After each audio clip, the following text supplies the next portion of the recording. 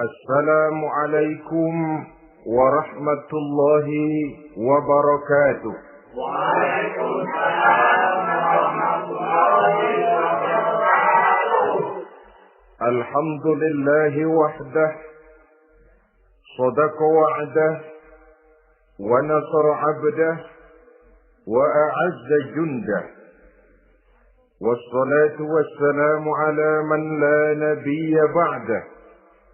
وعلى آله وصحبه ومواله لا حول ولا قوة إلا بالله أما بعد. Saudara-saudara kaum muslimin rahimakumullah,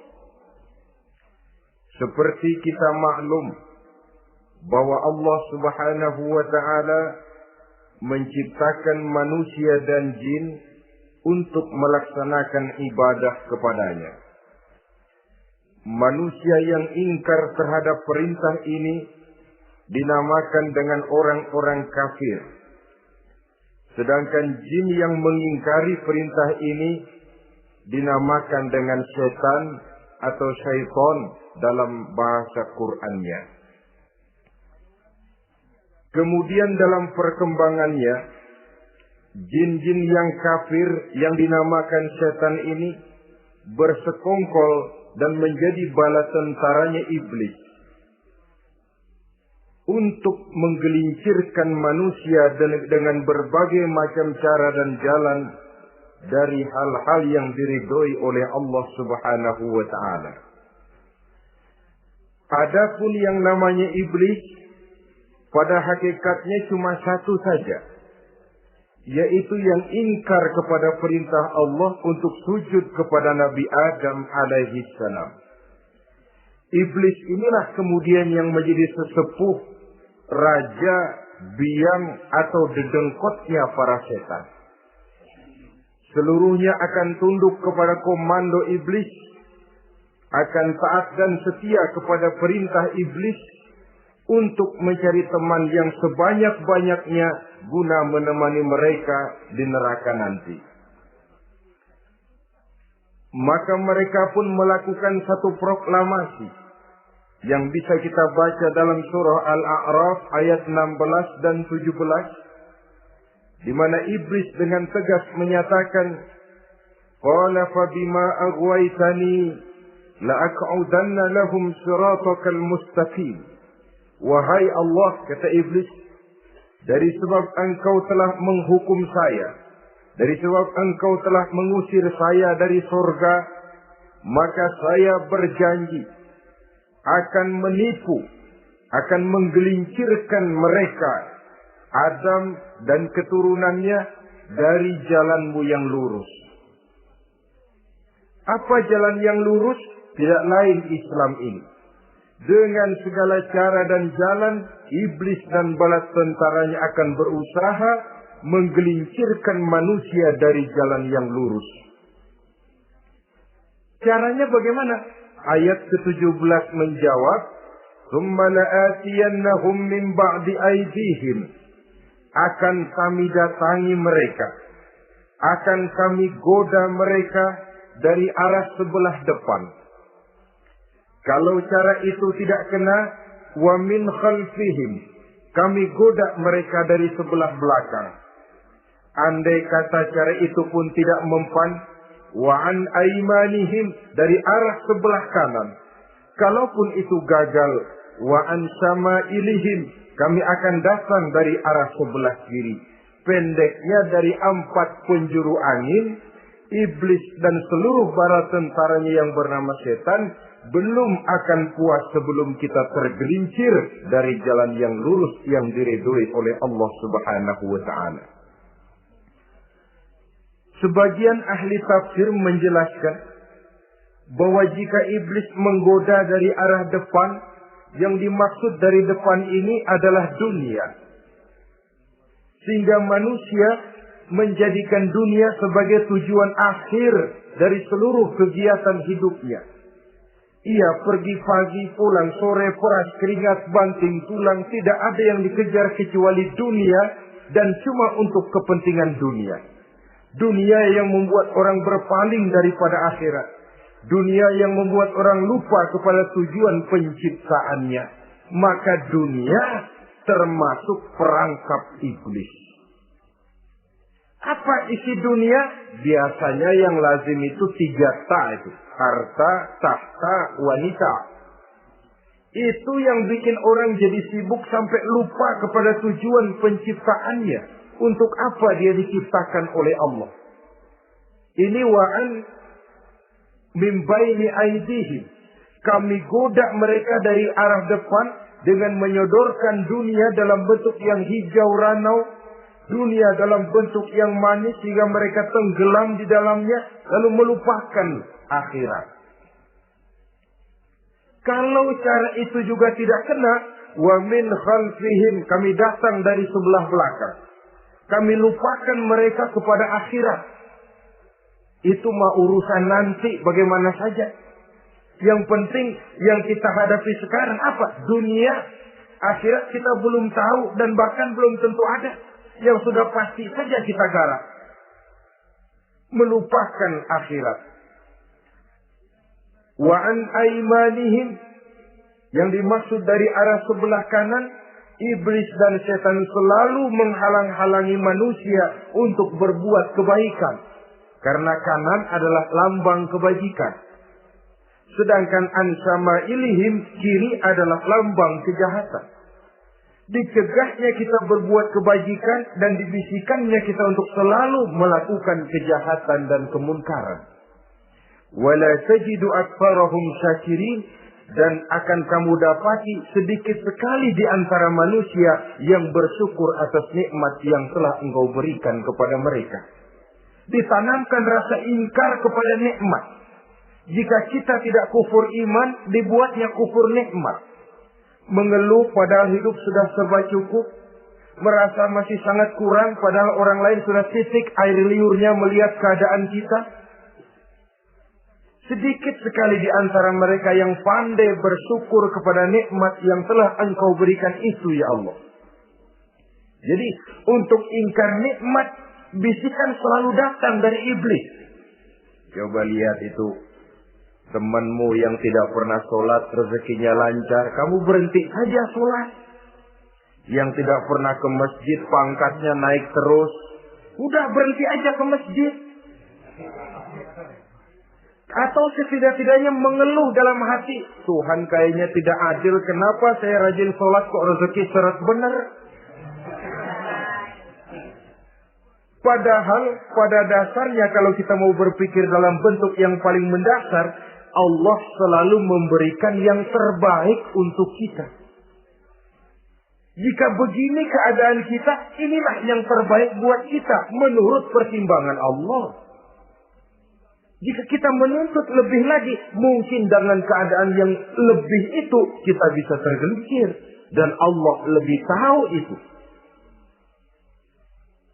Sebagai pencipta manusia, Allah lebih tahu tentang kemungkinan-kemungkinan yang bisa didapat dan dicapai oleh manusia. Bahasa ringannya, rezeki lu segini aja deh, lu jadi rajin sholat. Kalau rezeki lu melebihan jadi orang kaya dikit, nanti lihat masjid minggir. Allah selalu memberikan yang terbaik kepada kita. Saudara-saudara kaum muslimin, adapun iblis dan setan sudah menyadari betul bahwa iblis dan setan tempatnya di akhirat nanti jelas neraka. Itu mereka sudah sadari betul. Maka yang mereka kepengen sekarang bagaimana mencari teman sebanyak-banyaknya untuk menemani mereka di neraka nanti. Nah inilah yang menyebabkan mereka berjibaku betul. Bahkan ada satu riwayat itu, ada waktu-waktu tertentu di mana para setan ini laporan kepada iblis. Kalau ada yang laporan gagal, bukan main marahnya si iblis ini selaku komandan. Kata setan, Pak, saya gagal menggoda si Fulan karena imannya kuat. Goblok kamu. Dengan apa kamu goda dia? Dengan kedudukan. Dia tidak mau. tempuh dengan jalan lain, barangkali dengan harta. Kalau dengan harta tidak bisa, barangkali dengan wanita. Kalau dengan wanita tidak bisa, tempuh segala macam cara.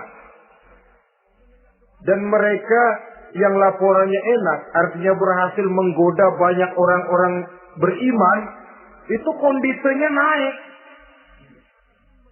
Bahkan mendapat semacam piagam penghargaan sebagai kadar militan daripada iblis. Nah, mereka berusaha dengan segala macam cara mengumpulkan teman sebanyak-banyaknya. Kalau mereka sendiri sudah tahu pasti, sadar nasib saya di akhirat nanti pasti masuk neraka, diazab dan disiksa oleh Allah.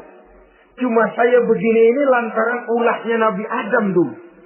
Maka anak-anak cucu Nabi Adam harus menjadi teman-teman saya sebanyak-banyaknya guna menemani saya di dalam neraka. Oleh karena itu, pada kesempatan pertemuan saat ini, kita akan membicarakan siapa sih teman-teman setan itu. Diriwayatkan dari Wahab bin Munabbih bahwa pada satu hari iblis diperintahkan oleh Allah untuk datang kepada baginda Rasulullah sallallahu alaihi wasallam dan menjawab segala pertanyaan yang diajukan oleh baginda Nabi. Datang iblis dalam bentuk orang tua pakai tongkat.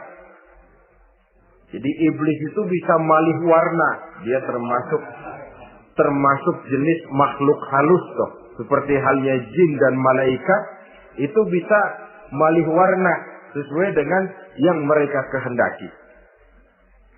Ketika datang, baginda Nabi bertanya, "Man anta?" Siapa kamu? Dia jawab, "Ana iblis." Saya iblis. Jujur. "Limadza ji'ta?" Mau apa kamu datang kemari? Kata baginda Nabi. Dijawab oleh iblis, "Innallaha amaroni an atika wa ujibaka an kulli ma sa'altani." Allah memerintahkan saya untuk datang kepadamu dan menjawab segala pertanyaan yang engkau ajukan kepada saya. Nah, atas pernyataan ini, baginda Rasul kemudian bertanya dengan dua pertanyaan. Pertanyaan pertama, iblis, "Kam ikhwanuka min ummati?" Ada berapa sih teman-temanmu dari golongan umatku? Dari golongan umatku, umat Islam ini. Bukan orang lain. Kalau orang kafir sih sudah jelas. Itu memang CS-nya iblis. Tapi dari umatku, siapa saja yang jadi teman-teman kamu iblis? Menjadi antekmu, menjadi alatmu sejak dari dunia sampai ke neraka nanti. Atas pertanyaan ini iblis menjawab, "Teman-teman saya dari golongan umatmu ya Muhammad, asarun. Ada 10 orang. Ada 10 orang yang merupakan teman-teman iblis dari dunia sampai ke neraka." Siapa mereka? Pertama kata iblis, teman saya hakimun jair. Hakim yang curang. Hakim yang tidak adil. Ini bisa dimaklumi. Kenapa? Karena hakim diharapkan adalah produk keadilan. Sehingga orang mengatakan seorang hakim adalah seorang yang meletakkan sebelah kakinya di surga dan sebelah lagi di neraka. Kalau adil dia menghukum, kaki sebelah kanan yang akan menentukannya ke surga. Kalau licik dia menghukum, kaki sebelah kiri yang akan menjerumuskan dia ke dalam neraka. Saudara-saudara kaum muslimin rahimakumullah. Sesungguhnya dalam kehidupan Kurangnya sandang pangan bukan satunya-satunya sebab yang membuat orang menderita. Tidak teraturnya perumahan, kurangnya lapangan kerja bukan satu-satunya yang menyebabkan rakyat menderita. Tapi lukanya rasa keadilan. Tidak tegaknya hukum sebagaimana yang diharapkan. Itu juga bisa menjadi sumber nesapa, bisa menjadi asal dari segala derita. Oleh karena itu, hakim yang tidak adil, hakim yang curang, yang menghukum tidak berdasarkan hukum, tapi berdasarkan kepentingan, berdasarkan pesan sponsor, hukum bisa dibeli, ada istilah mafia peradilan. Hakim-hakim macam ini yang akan menjadi teman-teman iblis. Dan tiap kali palu akan diketuk, iblis sudah bukan main sibuknya. Kekuasaan di tanganmu, hijau katamu, hijau yang akan berlaku, merah kau ketok, merah yang akan jadi keputusan. Orang lain tidak tahu ini kesempatan untuk jadi kaya, ini kesempatan untuk naik pangkat. Manipulir hukum tidak ada yang tahu karena orang banyak yang awam dengan hukum. Saudara-saudara kaum muslimin, kalau hukum sudah bisa dibeli, atau kalau hukum cuma untuk orang-orang kecil saja, ada kelompok-kelompok yang kebal hukum, maka akan timbullah kiamat di masyarakat, di mana yang kuat makin kuat, yang lemah selalu menjadi mangsa. Oleh karenanya, hakim yang serong, hakim yang durjana merupakan teman-teman setan, merupakan teman-teman iblis dari dunia sampai ke neraka nanti. Ini yang pertama. Oleh karenanya, pada dasarnya setiap kita adalah hakim untuk keluarga, dalam pergaulan. Hendaklah adil di dalam memutuskan segala sesuatu. Lebih-lebih hakim yang memang menjadi pengayom masyarakat. Bukankah lambang para hakim digambarkan dalam bentuk neraca yang berimbang? Tidak berat ke kiri, tidak juga berat ke kanan. Dalam arti objektif memberikan keputusan sesuai dengan hukum. Sehingga masyarakat terlindungi. Dan hakim yang adil secara praktik adalah musuh daripada setan. Dimanapun setan dan iblis paling gak demen sama hakim yang adil. Itu merupakan musuh besar bagi setan. Yang menyalahkan yang salah, membenarkan yang benar.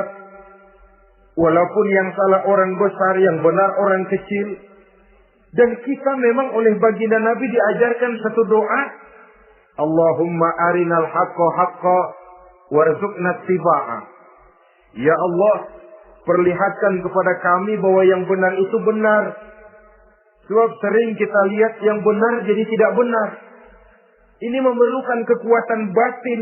Yang benar tampakkan kepada kami kebenarannya ya Allah. Sebab sekarang banyak ketidakbenaran yang dikamuflase. Banyak ketidakbenaran yang diberikan lipstick. Sehingga kelihatannya menjadi benar. Ini baik doa ini saya pikir dibaca oleh para hakim. Allahumma arinal haqqa haqqa. Ya Allah, perlihatkan kepada saya bahwa yang benar itu benar. Dan tidak cuma sekedar itu. Warzuqni ittiba'ah. Berikan kekuatan kepada saya untuk mengikuti kebenaran itu. Sebab kadang-kadang terjadi juga dia tahu yang benar itu benar. Tapi tidak punya keberanian moral untuk mengatakan bahwa itu benar. Dia tahu itu barang yang hak. Tapi tidak terpanggil mengikuti yang hak. Tidak punya kekuatan moral untuk mengikutinya. Lalu doa ini pun disambung. Wa arinal batila batilan. Warzuqna ijtinabah. Wahai Allah, perlihatkan kepada kami bahwa yang batil adalah batil. Bahwa yang salah adalah salah. Bahwa yang munkar adalah munkar. Berikan kepada kami kekuatan untuk menjauhi yang munkar, yang batil, yang zalim. Saudara-saudara kaum muslimin rahimakumullah. Kita sering mencaci kaum pelacur sebagai sampah masyarakat. Tapi sadarkah kita bahwa pelacuran di bidang hukum, pelacuran di bidang intelektual, kadang-kadang pelacuran di bidang agama, dalam arti menjual ayat untuk membela yang salah dan menekan yang benar, ini juga tidak kalah bahayanya dengan prostitusi, pelacur-pelacur yang kita anggap sebagai sampah daripada kehidupan masyarakat itu. Oleh karenanya, maka hakim yang adil merupakan musuh utama daripada iblis dan setan. Mereka akan sibuk sekali kalau seorang hakim sudah berketetapan untuk melahirkan keputusan hukum yang seadil-adilnya. Ini yang pertama, teman setan adalah hakim yang nyeleweng, yang tidak adil. Yang kedua, teman saya, kata iblis, ghaniyun mutakabbir. Orang kaya yang sombong. Orang kaya sombong itu teman setan. Orang miskin sombong itu lebih teman lagi tuh. Sebab ini sudah kelewatan. Kalau orang kaya sombong barangkali masih lumayan lah, memang kaya. Tapi kalau sudah miskin sombong, minta ampun. Orang kaya yang sombong adalah musuh iblis. Sebab pada hakikatnya tidak ada yang kaya dalam kehidupan ini kalau sudah bercermin kepada apa sih yang kita punya. Nabi Sulaiman karena merasa menguasai antara masyrik dan maghrib, satu hari pernah mohon izin kepada Allah. Ya Allah, saya mohon izin kepadamu untuk memberikan makan kepada seluruh makhluk-makhlukmu sekedar satu hari saja. Baik. Satu hari Nabi Sulaiman mau menjamin menanggung makannya semua makhluk. Karena merasa kaya. Baik, kata Allah. Lalu sibuklah Nabi Sulaiman mengadakan persiapan. Seluruh bala tentaranya, jin, binatang dikumpulkan, mengumpulkan makanan yang sebanyak-banyaknya, diatur di satu lapangan yang sangat luas. Sebab ini yang mau makan tentu tidak sedikit. Sudah selesai persiapan, kata Allah, sudah selesai Sulaiman? Sudah, ya Allah. Nah, aku mulai dari makhlukku yang paling di bawah. Ikan. Ikan Nun dipanggil oleh Allah. Rezekimu hari ini mau ditanggung Sulaiman. Naik, makan. Naik ikan ini. Sekali makan seluruh persiapan habis.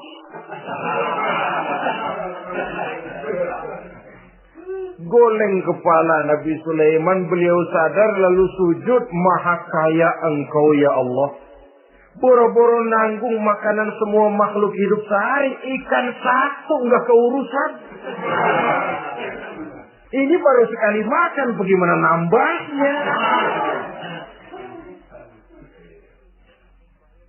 Jadi apa sih yang kita anggap kaya ini? Maka orang kaya yang sombong pada hakikatnya kacang yang lupa akan kulitnya. Tidak ada yang kita bawa pada saat kita terlahir ke alam ini. Sebagaimana juga tidak ada yang kita bawa pada saat kita meninggalkan alam ini. Harta kita akan pindah nama. Sebab itu yang perlu kita jaga pada hakikatnya tidak lain nilai-nilai iman. Sebab ini yang akan kita bawa. Cuma ironinya, karena iman itu abstrak, bukan benda, orang yang kehilangan iman tidak pernah ribut. Sebaliknya karena harta itu materi, benda konkret, orang yang kehilangan harta cepat merasa, cepat ribut. Motor hilang, ribut. Kenapa? Motor itu benda, kelihatan. Duit hilang, ribut. Televisi hilang, ribut. Kenapa? Benda. Tapi kalau iman yang hilang, wah kelihatannya tenang-tenang saja, Pak.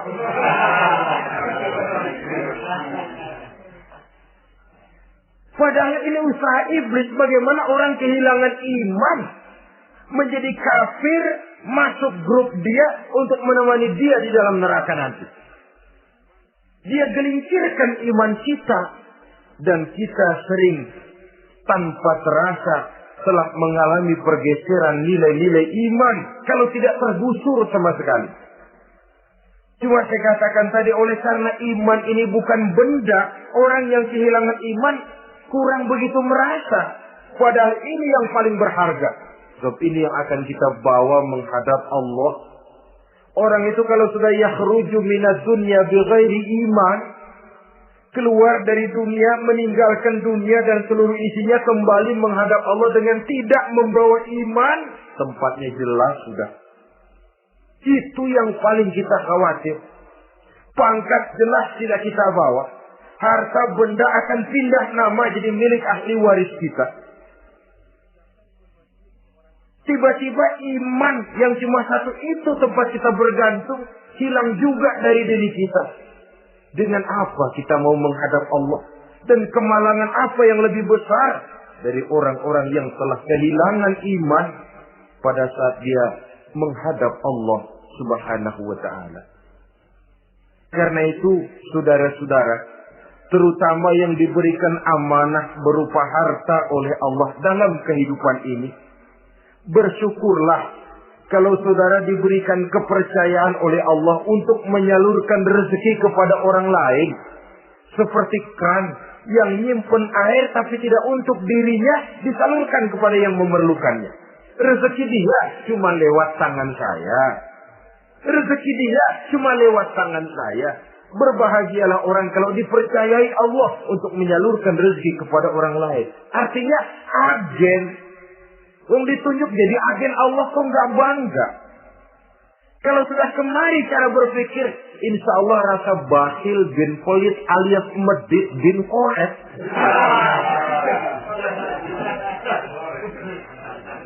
Itu insya Allah nggak ada. Kan kadang kita berpikir, yang nyari duit gue setengah mati, lu datang-datang mau minta aja pala lu. Kan itu toh kadang-kadang cara kita berpikir. Ya boleh jadi lalu terasa berat. Tapi kalau kembali kepada kesadaran, barangkali alhamdulillah rezeki dia cuma lewat tangan saya. Kalau saya nggak ngasih dia, barangkali nggak semudah ini saya dapat rezeki. Allah mudahkan rezeki saya karena saya sering membantu orang-orang yang memang memerlukan. Andai kata saya nggak membantu mereka, belum tentu rezeki selancar ini. Tidak lalu enak aja. Peras keringat gua banting tulang, pergi pagi pulang sore, lu datang-datang nada aja. Berbahagialah orang jikalau sekali lagi dia dijadikan agen oleh Allah untuk menyalurkan rezeki kepada mereka yang memang memerlukannya. Kalau tidak ke arah itu kita berpikir, yang timbul bakhil. Bakhil lalu bermegah-megah dengan hartanya, timbul kesombongan. Senang lihat orang susah. Lalu dia sendiri dengan hartanya cuma to show only. Pameran. Lewat di kampung, senang kalau orang melotot. Lihat mobilnya yang serba mengkilap. Sepatunya yang serba mahal. Senang kalau, wah. Semua gaya hidupnya serba jet set. Wah, wah, wah.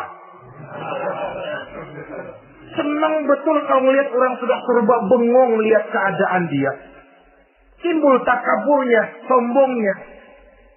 Ngenyek kepada yang lain. Maka orang kaya yang sombong, teman iblis, teman setan. Setan senang betul. Sebaliknya secara praktis, orang kaya yang rendah hati adalah musuh iblis. Saudara-saudara kaum muslimin, rahimakumullah. Lain memang. Kalau kita diberikan ilmu di akhirat nanti, pertanyaan cuma satu. Ilmumu kau amalkan untuk apa? Kalau kita diberikan umur panjang, pertanyaan akhirat satu saja. Umurmu kau habiskan di mana? Tapi kalau sudah harta diberikan kepada kita, pertanyaan akhirat dua. Min aina iktasabahu wa